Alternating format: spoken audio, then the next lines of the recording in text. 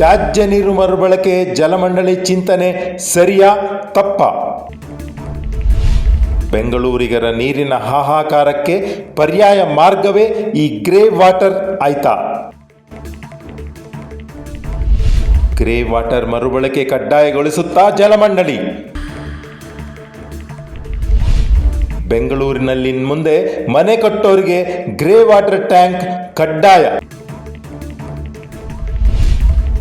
Grey water ಬಳಕೆಗೆ ಶೀಘ್ರವೇ ಬರಲಿದೆ ಜಲಮಂಡಳಿ ಆದೇಶ.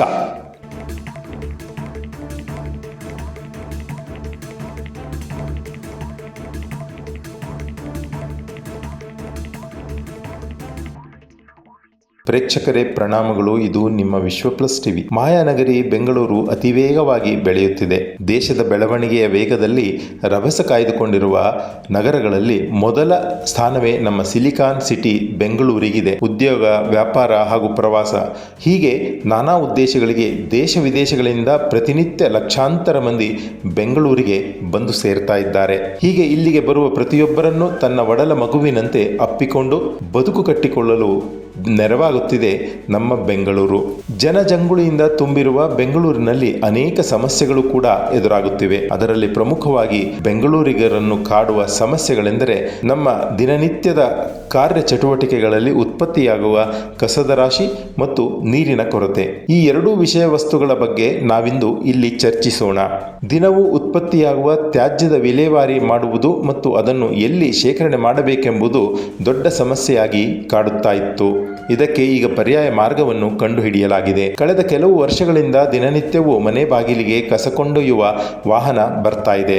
ಆದರೆ ಆ ಕಸವನ್ನು ನಾವು ಹಸಿ ಮತ್ತು ಒಣ ಕಸ ಹಾಗೂ ಒಂದು ಸಲ ಬಳಸುವ ಪ್ಲಾಸ್ಟಿಕ್ ಹೀಗೆ ಎಲ್ಲವನ್ನು ಬೇರ್ಪಡಿಸಿ ವಾಹನದಲ್ಲಿ ಹಾಕಬೇಕಾಗಿದೆ. ಹೀಗೆ ಸಂಗ್ರಹವಾದ ಕಸವನ್ನು ಗೊಬ್ಬರವಾಗಿ ಪರಿವರ್ತಿಸಿ ಮರುಬಳಕೆಯ ಉಪಾಯವನ್ನು ಕಂಡುಕೊಂಡು ತಕ್ಕ ಮಟ್ಟಿಗೆ ಕಸದ ಸಮಸ್ಯೆ ನಿವಾರಣೆ ಮಾಡಿಕೊಳ್ಳಲಾಗ್ತಾ ಇದೆ. ಆದರೆ ಈಗ ಬೆಂಗಳೂರಿಗೆ ಎದುರಾಗಿರುವ ಮತ್ತೊಂದು ಬಹುದೊಡ್ಡ ಸಮಸ್ಯೆ ಎಂದರೆ ಬಳಕೆ ನೀರಿನ ಸಮಸ್ಯೆ. ರಾಜ್ಯದಲ್ಲಿ ಅತಿ ಹೆಚ್ಚು ಅಂದರೆ 1,40,00,000 ಜನಸಂಖ್ಯೆ ಹೊಂದಿರುವ ಬೆಂಗಳೂರಿಗರಿಗೆ ನೀರಿನ ಸಮಸ್ಯೆ ಈ ದಿನಗಳಲ್ಲಿ ಅತಿಯಾಗಿ ಕಾಡತೊಡಗಿದೆ. ಬೆಂಗಳೂರಿಗರು ಕಾವೇರಿ ನೀರನ್ನು ಅತಿಯಾಗಿ ಅವಲಂಬಿತರಾಗಿದ್ದಾರೆ. ವರುಣದೇವರು ಚೆನ್ನಾಗಿ ಮಳೆ ಸುರಿಸಿದಾಗ ಮಾತ್ರ ಕಾವೇರಿ ಜಲಾಶಯ ತುಂಬಿ ಬೆಂಗಳೂರಿಗರ ದಾಹವನ್ನು ನೀಗಿಸ್ತಾ ಇದ್ದಾಳೆ ಈ ಕಾವೇರಿ ಮಾತೆ. ಒಂದು ವೇಳೆ ಮಳೆಯ ಅಭಾವವಾದರೆ ನೀರಿಗಾಗಿ ಬೆಂಗಳೂರಿಗರ ಪಾಡು ಹೇಳತೀರದು. ಅಷ್ಟರ ಮಟ್ಟಿಗೆ ನೀರಿನ ಸಮಸ್ಯೆ ಇಲ್ಲಿ ಉಲ್ಬಣವಾಗ್ತಾ ಇದೆ. ಈ ಸಮಸ್ಯೆಯನ್ನು ಬಗೆಹರಿಸಲು ಬೃಹತ್ ಬೆಂಗಳೂರಿನ ಜಲಮಂಡಳಿಯು ಅನೇಕ ಮಾರ್ಗಗಳನ್ನು ಕೈಗೊಂಡಿದ್ದರೂ ಸಹ ಸಮಸ್ಯೆಗೆ ಈ ತನಕ ಉತ್ತಮ ಪರಿಹಾರವಂತೂ ಸಿಕ್ಕಿರಲಿಲ್ಲ. ಜಲಮಂಡಳಿ ತನ್ನ ಜಲಾನ್ವೇಷಣೆಯಲ್ಲಿ ಈಗ ಒಂದು ಹೆಜ್ಜೆ ಮುಂದೆ ಹೋಗಿ ಕಸದ ಮರುಬಳಕೆಗೆ ಮಾರ್ಗವನ್ನು ಕಂಡುಕೊಂಡಿರುವಂತೆಯೇ ಬಳಸಿದ ನೀರನ್ನು ಮತ್ತೆ ಮರುಬಳಕೆ ಮಾಡಲು ಮಾರ್ಗಸೂಚಿಗಳನ್ನು ತರಲು ಉದ್ದೇಶಿಸಿದೆ. ವೀಕ್ಷಕರೇ, ಹೌದು, ನಾವು ದಿನನಿತ್ಯ ಬಳಸಿದ ನೀರನ್ನು ಶೇಖರಣೆ ಮಾಡಿ ಆ ನೀರನ್ನು ಸಂಸ್ಕರಣೆ ಮಾಡಿಕೊಂಡು ಮರುಬಳಕೆ ಮಾಡುವಂತೆ ಸೂಚನೆ ನೀಡಲು ಜಲಮಂಡಳಿ ಮುಂದಾಗುತ್ತಾ ಇದೆ. ಗ್ರೇ ವಾಟರ್ ಸಂಸ್ಕರಿಸಿ ಈ ರೀತಿ ಮರುಬಳಕೆ ಮಾಡುವುದರಿಂದ ನೀರಿನ ಅಭಾವವನ್ನು ಸಾಕಷ್ಟು ಪ್ರಮಾಣದಲ್ಲಿ ಕಡಿಮೆ ಮಾಡಿದಂತಾಗುತ್ತದೆ ಎಂಬುದು ಜಲಮಂಡಳಿಯ ಚಿಂತನೆಯಾಗಿದೆ. ಜಲಮಂಡಳಿಯ ಗ್ರೇ ವಾಟರ್ ಬಳಕೆಯ ಈ ವಿಚಾರ ಗಮನಿಸಿದಾಗ ಇದು ಸೂಕ್ತ ಮಾರ್ಗವೆಂದು ಕೂಡ ಅಂದನಿಸುತ್ತದೆ. ಈ ಭೂಮಿಯ ಮೇಲಿನ ಪ್ರತಿಯೊಂದು ಖನಿಜ ಹಾಗೂ ಸಂಪನ್ಮೂಲ ಒಂದಲ್ಲ ಒಂದು ದಿನ ಖಾಲಿ ಆಗ್ತದೆ. ಆದ್ದರಿಂದ ಈ ಭೂಮಿಯ ಮೇಲೆ ಅತಿ ಬುದ್ಧಿವಂತ ಜೀವಿ ಅನಿಸಿಕೊಂಡಿರುವ ನಾವು ಮನುಷ್ಯರು ಇರುವ ಸಂಪನ್ಮೂಲಗಳನ್ನು ಅಗತ್ಯಕ್ಕೆ ಅನುಗುಣವಾಗಿ ಮತ್ತು ಸಮರ್ಥವಾಗಿ ಬಳಸಿಕೊಳ್ಳಬೇಕಾಗಿದೆ.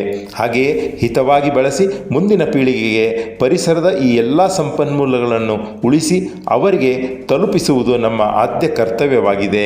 ಮುಂದಿನ ಪೀಳಿಗೆ ನಮಗಿಂತ ಹೆಚ್ಚಾಗಿ ನೀರಿನ ಸಮಸ್ಯೆ ಎದುರಿಸಬೇಕಾಗುತ್ತದೆ. ಆದ್ದರಿಂದ ಬಳಸಿದ ನೀರನ್ನು ಸಂಸ್ಕರಣೆ ಮಾಡಿಕೊಂಡು ಮತ್ತೆ ಅದನ್ನು ಸದ್ಬಳಕೆ ಮಾಡಿಕೊಳ್ಳುವುದು ಪ್ರಬುದ್ಧ ಪ್ರಜೆಗಳಾದ ನಮ್ಮ ಜೀವನ ಕ್ರಮವಾಗಬೇಕು. ಈಗ ಎಲ್ಲರಲ್ಲೂ ಒಂದು ಪ್ರಶ್ನೆ ಮೂಡುವುದಂತೂ ನಿಶ್ಚಿತ. ಅದೇನೆಂದರೆ, ನಾವು ಬಳಸಿದ ನೀರನ್ನು ಮತ್ತೆ ಬಳಸುವುದು ಹೇಗೆ ಅಂತ ಅಲ್ವೇ? ಇದರ ಬಗ್ಗೆ ಸಂಪೂರ್ಣವಾಗಿ ತಿಳಿಸಿಕೊಡುತ್ತೇವೆ.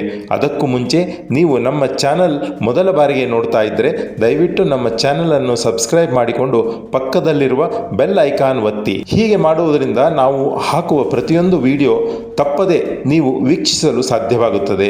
ಆ ಮೂಲಕ ನೀವು ನಮ್ಮನ್ನು ಬೆಂಬಲಿಸಿದಂತೂ ಕೂಡ ಆಗುತ್ತದೆ. ಪ್ರೇಕ್ಷಕರೇ, ಸರಿ, ಈಗ ಗ್ರೇ ವಾಟರ್ ವಿಚಾರ ತಿಳಿದುಕೊಳ್ಳೋಣ ಬನ್ನಿ. ನಾವು ದಿನನಿತ್ಯ ಬಳಸುವಂತಹ ಸ್ನಾನ ಮಾಡಿದ ನೀರು, ಪಾತ್ರೆ ಹಾಗೂ ಬಟ್ಟೆ ತೊಳೆದ ನೀರು, ಮನೆ ಶುದ್ಧ ಮಾಡಲು ಮತ್ತು ಅಡುಗೆ ಮಾಡುವಾಗ ಬಳಸಿದ ನೀರು ಹಾಗೂ ಮನೆಯ ಬಳಕೆಯ ಎಲ್ಲ ನೀರನ್ನು ಒಂದು ಕಡೆ ಸಂಗ್ರಹ ಮಾಡಿ ಆ ನೀರನ್ನು ಸಂಸ್ಕರಿಸಬೇಕು. ಹೀಗೆ ಸಂಸ್ಕರಿಸಿದ ನೀರನ್ನು ಕೈತೋಟ, ಶೌಚಾಲಯ ಮತ್ತು ಬೇರೆ ಯಾವುದಕ್ಕೆಲ್ಲ ಬಳಸಬಹುದೋ ಅಂಥ ಶುಚಿತ್ವದ ಕ್ರಿಯೆಗಳಿಗೆ ಬಳಸಿಕೊಳ್ಳುವಂತೆ ಮನವರಿಕೆ ಮಾಡಲು ಜಲಮಂಡಳಿ ಮುಂದಾಗಿದೆ. ಈ ಗ್ರೇ ವಾಟರ್ ಹಾರ್ವೆಸ್ಟಿಂಗ್ ವ್ಯವಸ್ಥೆ ಕಡ್ಡಾಯಗೊಳಿಸಲಾಗುವುದು ಎಂದು ಕೂಡ ಜಲಮಂಡಳಿ ಹೇಳುತ್ತಿದೆ. ಕಾವೇರಿ ನೀರು ಬಳಕೆ ಪ್ರಮಾಣವನ್ನು ಇದರಿಂದ ತಗ್ಗಿಸಲು ಸಾಧ್ಯ ಎಂಬ ಉದ್ದೇಶ ಜಲಮಂಡಳಿಯದಾಗಿದೆ. ನೀರು ಸಂಸ್ಕರಣೆ ಮತ್ತು ತ್ಯಾಜ್ಯ ನೀರು ಮರುಬಳಕೆಗೆ ಉತ್ತೇಜನ ನೀಡುವ ಸಲುವಾಗಿ ಬೆಂಗಳೂರಿನಲ್ಲಿ ಯಾರೆಲ್ಲ ಹೊಸದಾಗಿ ಇಂಡಿಪೆಂಡೆಂಟ್ ಮನೆ ನಿರ್ಮಾಣ ಮಾಡುತ್ತಾರೋ ಅಂಥವರು ತಮ್ಮ ಮನೆ ನಿರ್ಮಾಣ ಸಂದರ್ಭದಲ್ಲೇ ಗ್ರೇ ವಾಟರ್ ಸಂಗ್ರಹಿಸಿ ಅದನ್ನು ಸಂಸ್ಕರಿಸಲು ಮತ್ತು ಮರುಬಳಕೆ ಮಾಡಲು ಆ ಮನೆ ಅಂಗಳದಲ್ಲೇ ಪ್ರತ್ಯೇಕ ವ್ಯವಸ್ಥೆ ಮಾಡಿಕೊಳ್ಳಬೇಕಾಗುತ್ತದೆ. ಇನ್ನು ಇದಕ್ಕೆ ಸಂಬಂಧಪಟ್ಟಂತೆ ಮನೆ ನಿರ್ಮಿಸುವ ವೇಳೆ ಪ್ರತ್ಯೇಕ ಪೈಪ್ಲೈನ್ ಹಾಗೂ ಪ್ರತ್ಯೇಕ ಟ್ಯಾಂಕ್ ವ್ಯವಸ್ಥೆಯನ್ನು ಕೂಡ ಮಾಡಿಕೊಳ್ಳುವಂತೆ ಜಲಮಂಡಳಿ ಮನೆ ನಿರ್ಮಿಸುವವರಿಗೆ ತಿಳಿಸಲಿದೆಯಂತೆ.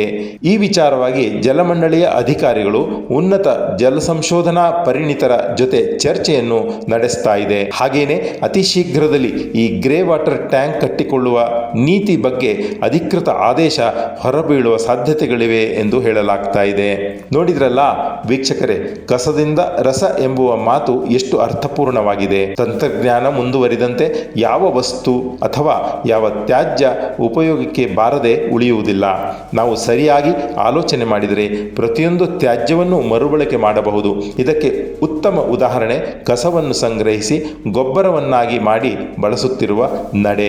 ಪ್ಲಾಸ್ಟಿಕ್ ಬಾಟಲ್ ವಸ್ತುಗಳನ್ನು ಸಂಗ್ರಹಿಸಿ ರೀಸೈಕ್ಲಿಂಗ್ ಮಾಡಿ ಮರುಬಳಕೆ ಮಾಡುತ್ತಿರುವ ಕ್ರಮ. ಈಗ ಅದರ ಜೊತೆಗೆ ನಾವು ದಿನನಿತ್ಯ ಬಳಸುವ ನೀರನ್ನು ಸಂಸ್ಕರಿಸಿ ಮರುಬಳಕೆಗೆ ಮುಂದಾಗುವ ಸಮಯ ಸಂದರ್ಭ ಬೆಂಗಳೂರಿಗೆ ಬಂದೊದಗಿದೆ. ಈ ಕ್ರಮ ಸಹ ಉತ್ತಮ ಸಮಾಜ ಕಟ್ಟುವಲ್ಲಿ ದಿಟ್ಟ ಹೆಜ್ಜೆ ಎಂದು ಹೇಳಬಹುದಾಗಿದೆ. ಈ ಮಾಹಿತಿ ಬಗ್ಗೆ ನಿಮ್ಮ ಅಭಿಪ್ರಾಯವೇನು ಎಂದು ತಪ್ಪದೆ ಕಾಮೆಂಟ್ ಮೂಲಕ ತಿಳಿಸಿಕೊಡಿ. ಬೆಂಗಳೂರಿನ ಆತ್ಮೀಯ ವೀಕ್ಷಕರೇ, ಮುಂದೆ ಇಂಥ ಕ್ರಮವು ರಾಜ್ಯದ ಸೆಕೆಂಡ್ ಟೈರ್ ಸಿಟಿಗಳಿಗೂ ವಿಸ್ತಾರ ಆಗಲೂ ಬಹುದಾಗಿದೆ. ನ್ಯೂಸ್ ರಿಪೋರ್ಟ್ ವಿಶ್ವ ಪ್ಲಸ್ ಟಿವಿ. ವಿಶ್ವ ಪ್ಲಸ್, ಜನಹಿತಕ್ಕಿದು ಜ್ಞಾನದ ಜಾಲ.